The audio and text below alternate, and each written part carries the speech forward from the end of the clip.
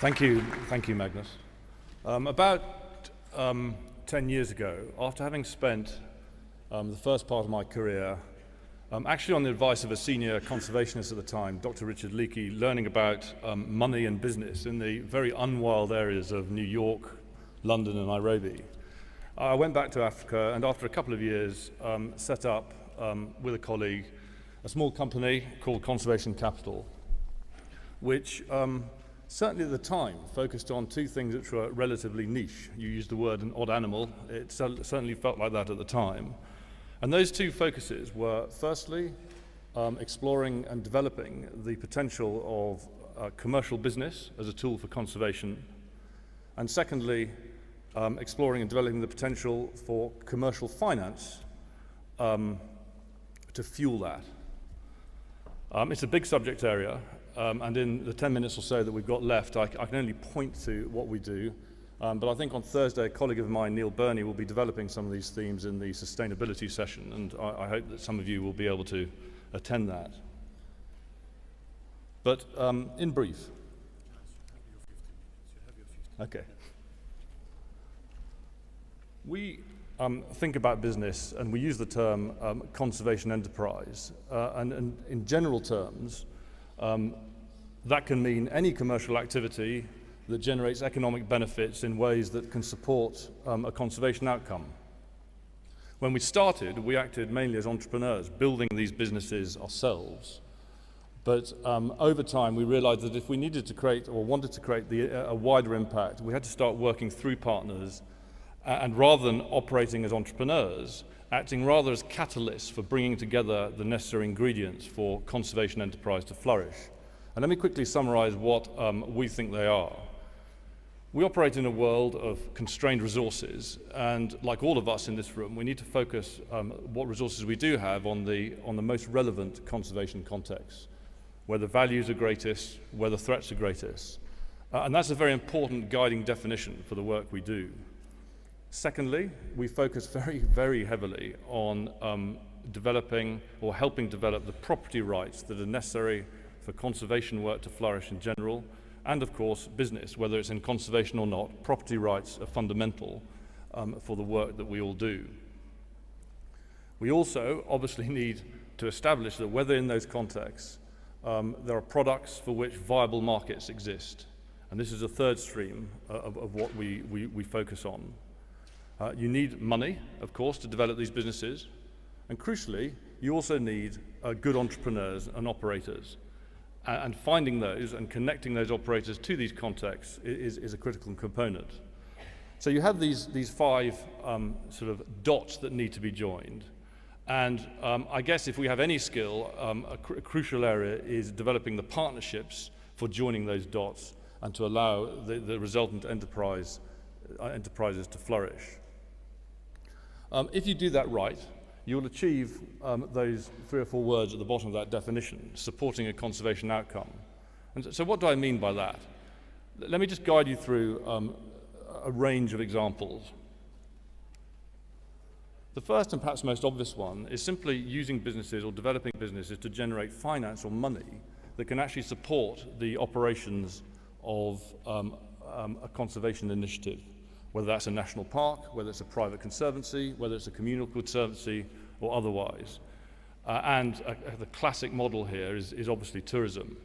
We've been involved in working with park authorities and private and communal conservancies to develop in Africa at least 40 such facilities and working with many more. And we're starting to explore the potential for this in Europe. They generate finance typically by lease fees or levies that are paid to the protected area authority, and certainly in Africa by being a conductor of entry fees to parks or conservation fees or community fees, whatever you call them, which across that continent generates hundreds of millions of dollars for conservation. It's been curious to note that this is not a prevalent economic dynamic in Europe.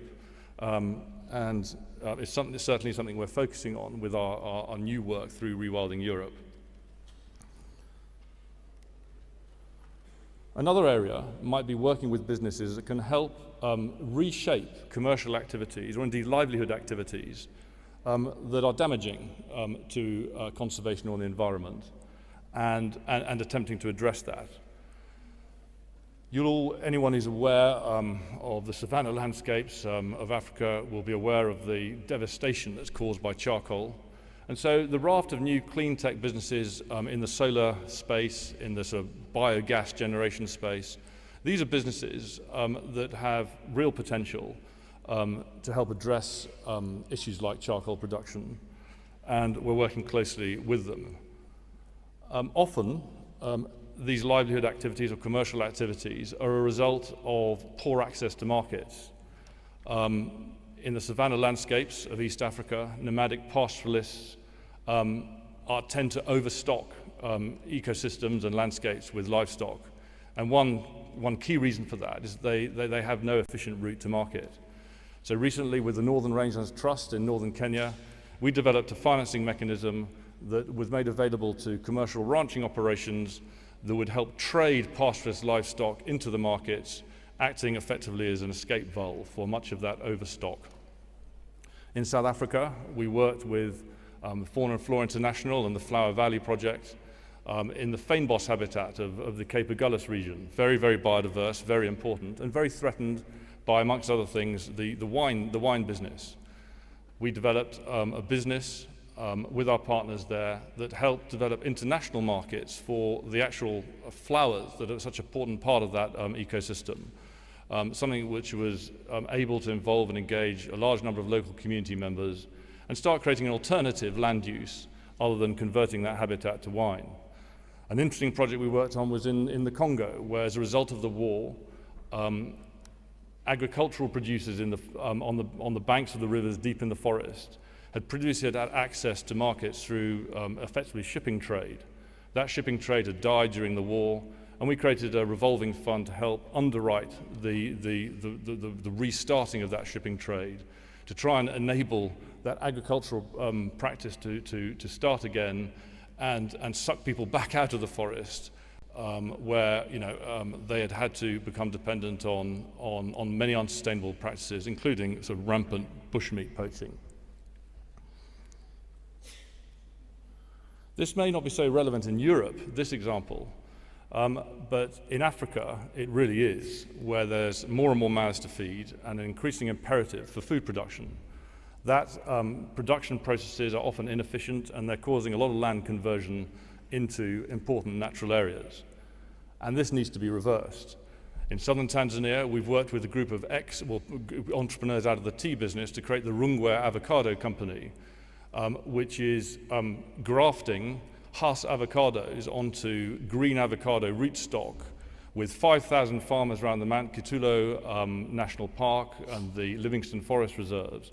And therefore turning a redundant asset, because green avocados can't be transported because their skins are too soft, into a product for which there's international demand. Hass avocados have hard skins, and you can put them in containers, send them to Britain and to Europe and to Marks and Spencers and Carrefour, etc., and create a real income stream. And we tie that income stream to various conservation practices, which the 5,000 outgrowers are obliged to honour, and start to be able to use that business stream as a conservation force. We've worked with Comoko, a WCS-founded initiative in Zambia. These guys are helping farmers in the Luangwa Valley, where food insecurity has become a major conservation threat, to develop more sustainable farming practices, and have actually developed an African retail brand called It's Wild, where they buy the produce off the farmers and package it, process it, and distribute it into urban supermarkets. So there's a nice sort of African cyclical story there. There are indirect ways in which this can be done as well. I spoke earlier about developing tourism in national parks and conservancies, but not everywhere does natural assets that need to be conserved exist in formally protected areas. So we work extensively with communities who have traditional rights or sometimes formal rights over the land assets that they occupy, but have never been able to extract any economic gain out of those natural assets, to develop businesses, for example, in the tourism stream, that can help generate incentives for them to start to conserve those underlying assets because they're now benefiting. Namibia has been a great example of this. Northern Kenya has been a great example of this. But we've also helped develop projects, particularly around gorilla conservation in Uganda and Rwanda. This may be the softest example of an outcome, but we can tell people about the importance of conservation. We can show it through TV programs, but there's no greater way to create a conservation ambassador than to take them to the wilderness.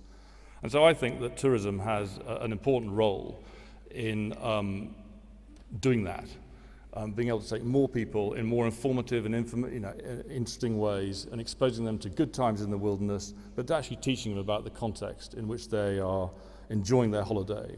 And I think the tourism industry needs to learn to do that latter bit well. It shows people a good time, but I think too many people visit great wilderness areas and leave without having really understood the real context of the holiday they're enjoying. Can this be done in practice? Speaking really just from the experience of our little company, we think so.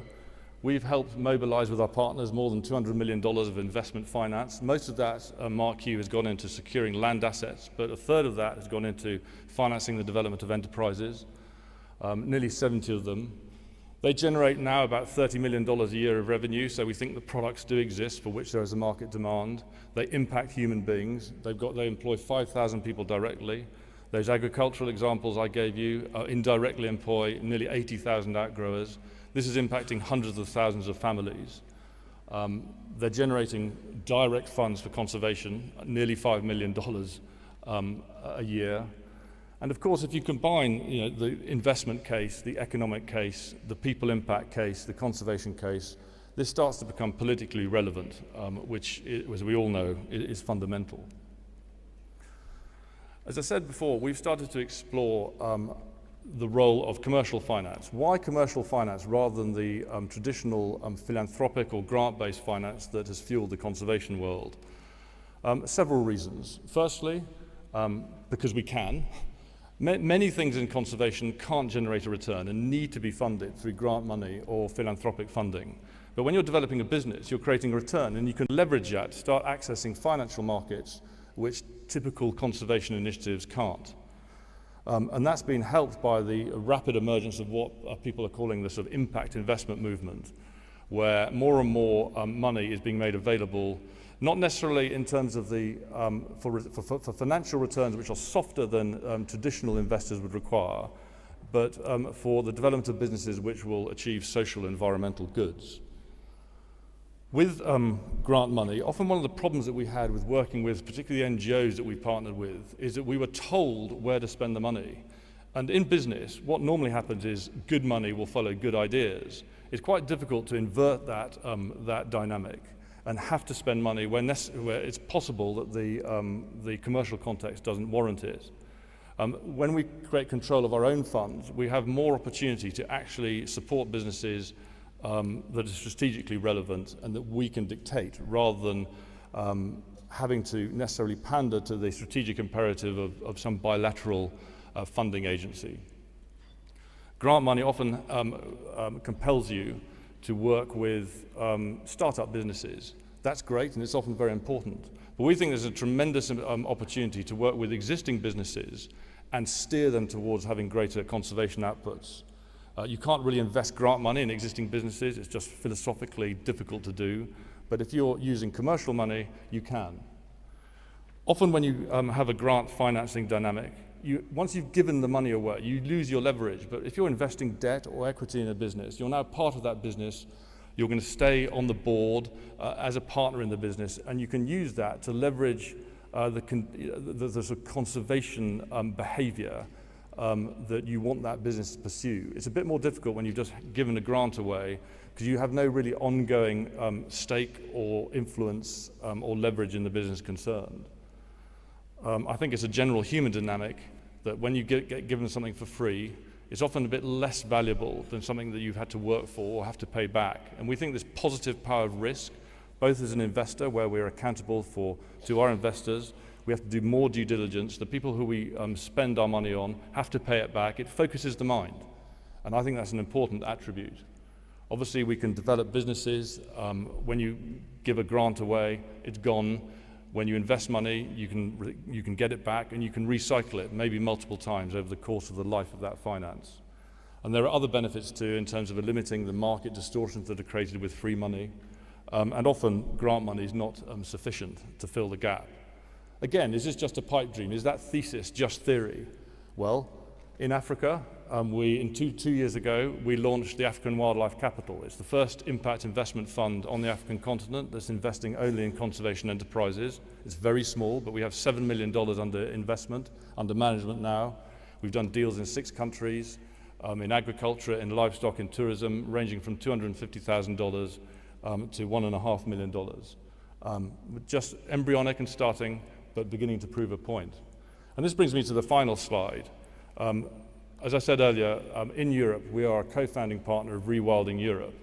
And we're taking some of the learning that we've gleaned elsewhere and starting to bring that to the European continent. Conservation enterprise is not something that's as well understood or as psychologically sort of in our minds in Europe as I think it is in places like Africa.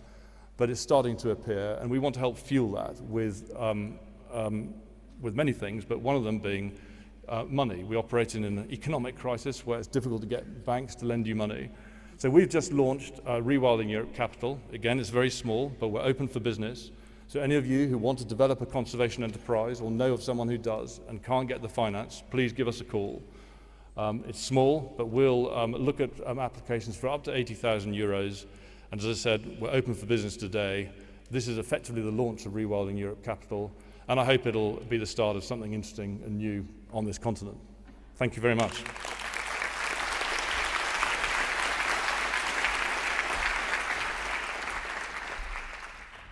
Giles,